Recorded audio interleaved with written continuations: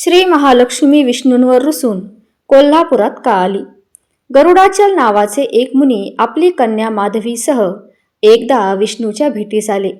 विष्णूने त्यांचा आदर सत्कार केला. माधवी ही बालिका होती. बालवयातील माधवी अजाणतेपणे विष्णूजवळ जाऊन बसली. हे पाहून लक्ष्मीला राग आला व तिने तिला घोड्याच्या तोंडाची होशील असा शाप दिला. हे ऐकून क्रोधित झालेल्या गरुडाचलाने लक्ष्मीला देखील तू हत्तीण होशील असा शाप दिला. हत्तीण रूपातील लक्ष्मी तिथे आली व तिने पापमुक्तीसाठी तपश्चर्या सुरू केली. ब्रह्मदेवांनी तिला पापमुक्त करून तिचे नाव महालक्ष्मी ठेवले. या स्थानाविषयी कोल्हासूर वधाची कथा प्रचलित आहे. पुरातन काळी राक्षस कोल्हासुराने या भागात अनाचार माजवला होता. देवही त्याच्या पुढे हतबल झाले होते. देवांनी प्रार्थना केल्यामुळे महालक्ष्मीने त्याच्याशी युद्धाची तयारी दर्शवली आणि दोघांचं घनघोर युद्ध झालं. शेवटी महालक्ष्मीने ब्रह्मास्त्राने त्याचे मस्तक उडवलं. अश्विन पंचमीस त्याचा वध झाला. मृत्यूसमयी त्याने या क्षेत्रास आपले नाव मिळावे असा वर मागितला. देवीने वर देताच त्याच्या मुखातून दिव्य तेज थेट महालक्ष्मीच्या मुखात शिरलं.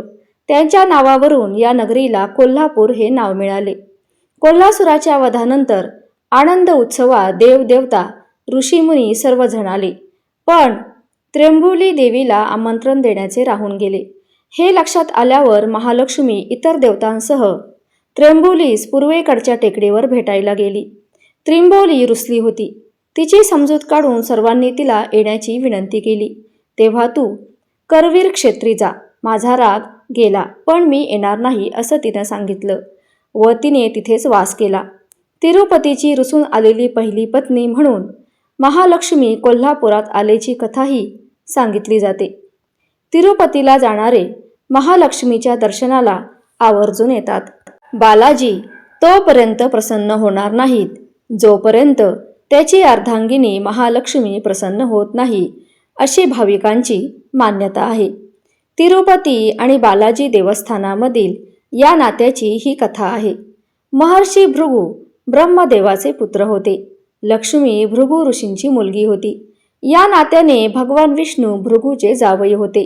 एकदा सर्व ऋषी मुनींमध्ये ब्रह्मा, विष्णू, महेश यांच्यामध्ये श्रेष्ठ कोण यात वाद सुरू झाला. सर्वांनी भृगूंना न्याय करण्यास सांगितला. सर्वात प्रथम भृगू ऋषी ब्रह्मदेवाकडे गेले. ब्रह्मदेव ऋषी मुनींबरोबर संवादात मग्न होते.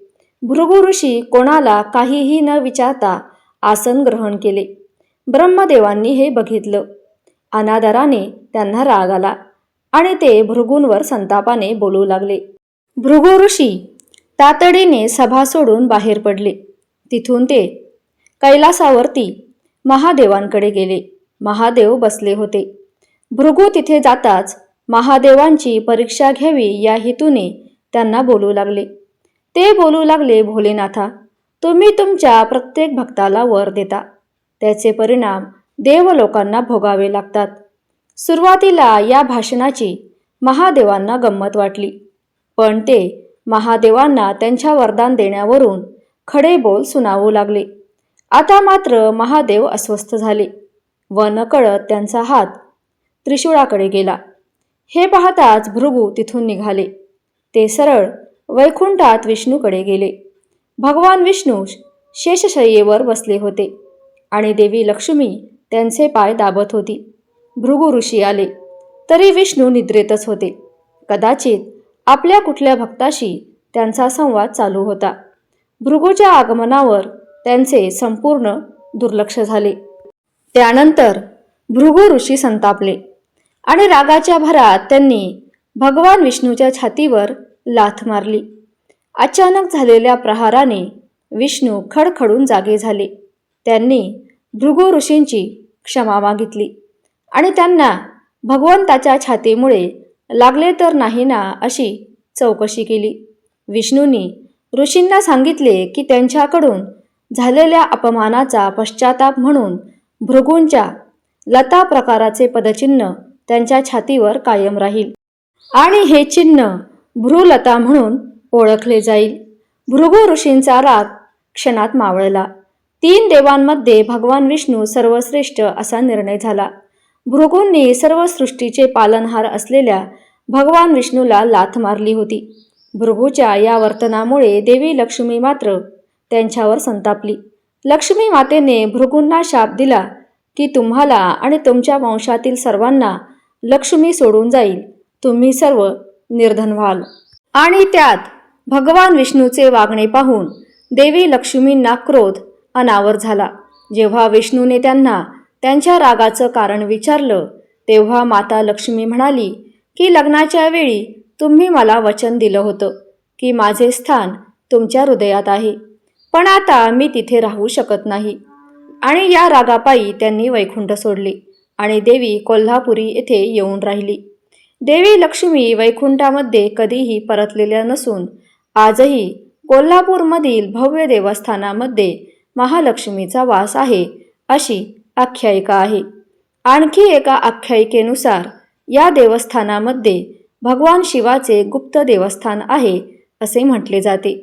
शक्ती संतुलित राहावी यासाठी शिवही तिथे असल्याचा समज आहे. पण शिवाच्या देवस्थानामध्ये भाविकांना जाण्यास बंदी आहे. लक्ष्मी मातेने वैकुंठ सोडल्यानंतर ती कोल्हापुरात आली आणि तिने कोल्हासुराचा वध केला. आणि अशा प्रकारे अंबाबाई देखील व्यंकटेश्वराची पत्नी आहे. सुवर्ण कमळापासून जन्मलेली आकाश राजाची कन्या पद्मावती ही व्यंकटेश्वराची पहिली पत्नी आहे. ती तिच्या मागील जन्मी छाया, सीता किंवा वेदवती होती. भगवान रामाने तिला कलियुगात लग्न करण्याचे वचन दिले होते. तिच्याशी लग्न करण्यासाठी त्याने कुबेराकडून कर्ज घेतले होते. लग्नाच्या वेळी श्री महालक्ष्मी आपल्यासोबत असावी अशी परमेश्वराची इच्छा होती. तो तिला अनेक प्रकारे विनवणी करू लागले. तिला आणण्यासाठी सर्व देवांनी सूर्यदेवाला कोल्हापुरात पाठवले. मातेने लग्नाला उपस्थित राहण्यासाठी सूर्यदेवाचे म्हणणे मान्य केले. लग्नानंतर भगवान श्रीनिवासाच्या विनंतीकडे लक्ष न देता ती कोल्हापूरला निघून गेली. तथापि नारायणाने श्री महालक्ष्मीचा अवतार पद्मावतीशी विवाह केला. त्यांचे जीवन निरर्थक आणि रंगहीन होते आणि महालक्ष्मीशिवाय त्यांना नेहमीच अपूर्ण वाटत होते. त्यामुळे त्यांनी पद्मावतीची परवानगी घेतली आणि ते कोल्हापूरला निघून गेले. कोल्हापूरला आल्यावर त्यांनी 10 वर्ष तपश्चर्या करायला सुरुवात केली. पण लक्ष्मी देवीचा शोध घेण्यात त्यांना काहीही यश आले नाही.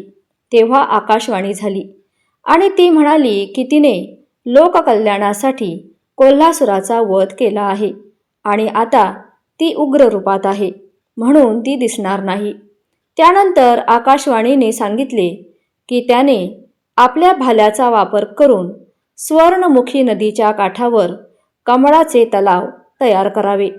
तसेच त्याला स्वर्गातून सुवर्णकमळ बसवावे लागेल आणि श्री महालक्ष्मीची आणखी 12 वर्ष पूजा व तपश्चर्या करावी लागेल आणि त्यानंतर लक्ष्मीचे दर्शन घेता येईल.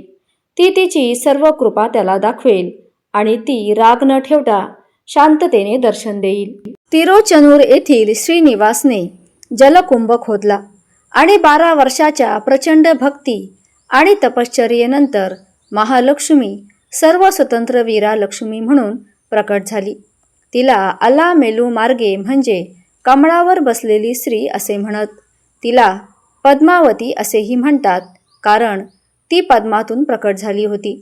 इथे पद्मावती म्हणजे आकाश राजाची कन्या आणि पद्मावती आला मेलू मंगा ज्यांच्यासाठी नारायणाने तपश्चर्या केली होती.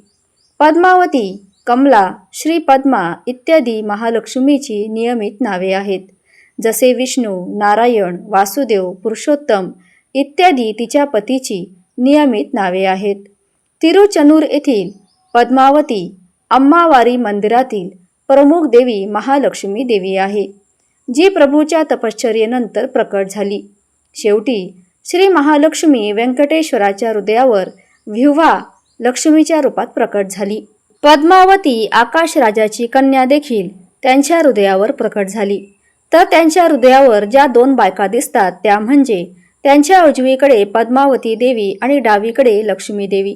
लक्ष्मी मूळ रूपात आहे. पद्मावती तिचा अवतार आहे. महालक्ष्मी अंबाबाई मंदिर कोल्हापूर हे करवीर निवासिनी श्री महालक्ष्मी अंबाबाईचे मंदिर आहे. हे मंदिर महाराष्ट्रात असलेल्या मंदिराच्या 3.5 पीठांपैकी एक आहे. देवीच्या माथ्यावर मातृलिंग आहे. वरच्या गाभाऱ्यात मातृलिंग आहे. बाहेर श्री काळ भैरव आहे. काशी विश्वेश्वराचे मंदिरसहित 12 ज्योतिर्लिंगही आहेत. त्यामुळे हे मूळ आदिमाया सर्व विद्या त्रिगुणात्मक स्वरूपिणी भगवती महालक्ष्मीचे मंदिर आहे. आजही कोल्हापूरकर अंबाबाईचे मंदिर असाच उल्लेख करतात. मंदिरावर व्यवस्थित नजर टाकली तर जैन मूर्ती आढळून येतात. एकेकाळी इथे पद्मावती नावाची राणी राज्य करत होती असे सांगतात. या भागात त्या काळी इडलिंबूच्या बागा असत. राणी निर्भयपणे राज्य करत असल्याने तिला सिंहासारखे शूर मानले जायचे. देवीच्या मूर्तीमध्ये पद्मावतीचे चित्र रेखीवपणे कोरले आहे. ही मूर्ती पद्मावतीची असल्याचा काही ठिकाणी उल्लेख आढळतो. पद्मपुराण, स्कंदपुराण, मार्कंडेय पुराण, देवी भागवत इत्यादी प्राचीन ग्रंथात महालक्ष्मीचा उल्लेख आहे. मार्कंडेय पुराणातील शाक्त संप्रदायाचे ग्रंथ दुर्गा सप्तशतीनुसार सृष्टी निर्माणच्या व त्रिदेवांचे अतिब्रह्मांडात फक्त एक तेजस्वी ऊर्जा शक्ती होती. ती ऊर्जा शक्ती अर्थात परब्रह्म निर्गुण निराकार होती. त्या ऊर्जा शक्तीने सगुण साकार रूप धारण केले. ते चतुर्भुज होते. ती तक्त कांचन विर्णभा अर्थात तापलेल्या सोन्याच्या रंगाची होती. तिच्या उजव्या वरच्या हातात जमिनीला टेकलेली गदा आणि उजव्या खालच्या हातात महाळुंग फळ अर्थात बीज फळ, डाव्या वरच्या हातात खेटक, डाव्या खालच्या हातात पानपत्र, मस्तकी सयोनी लिंग आणि 3.5 वेटोळे असलेल्या नाग आहे. तसेच ती सिंहावर विराजमान आहे. हिचे मूळ रूप सर्व साह्य शक्ती म्हणजे कोल्हापूर करवीर निवासिनी जगज्जननी आई अंबाबाई श्री महालक्ष्मी देवी ह्या देवीचे वास्तव्य कोल्हापूर इथे आहे. आई महालक्ष्मी देवीचा प्रमुख सण शारदीय नवरात्र उत्सव आहे. महालक्ष्मी देवता श्री हरी विष्णूची धर्मपत्नी व ऐश्वर्य देणारी देवता समजली जाते. देवी महालक्ष्मीची प्रामुख्याने 4 रूप आहेत. एक सर्वसाह्य महालक्ष्मी जेव्हा सृष्टी शून्य स्वरूपात होती तेव्हा निर्गुण निराकार परब्रह्मने पहिले सगुण साकार रूप धारण केले. गदा, पानपात्र, महाळून, ढाल, सयोनी, नागलिंग, सिंह, वाहिनी असे स्वरूप असलेल्या देवी तापलेल्या सोन्यासारखी दिसणारी स्त्री रूपाची होती. परंतु ती ना स्त्री ना पुरुष ना नपुसक, ती तर लिंगायत त्रिदेवी होती, जिचे नाव होते श्री महालक्ष्मी अर्थात आपल्या सर्वांची कुलस्वामिनी करवर निवासिनी आई अंबाबाई देवी. महालक्ष्मी अंबाबाई ही त्रिगुणांची अधिष्ठात्री देवता. तिच्या तमोगुणातून चतुर्भुज महाकाली, सत्वगुणातून चतुर्भुज महासरस्वती प्रकट झाली. पुढे या तिघींनी मिळून त्रिदेव देवींना प्रकट केले. देवी महालक्ष्मी अंबाबाई ही मूळ प्रकृती त्रिदेव देवीसह सर्व देवतांची माता जगज्जननी. दुसरी आहे चंडिका महालक्ष्मी.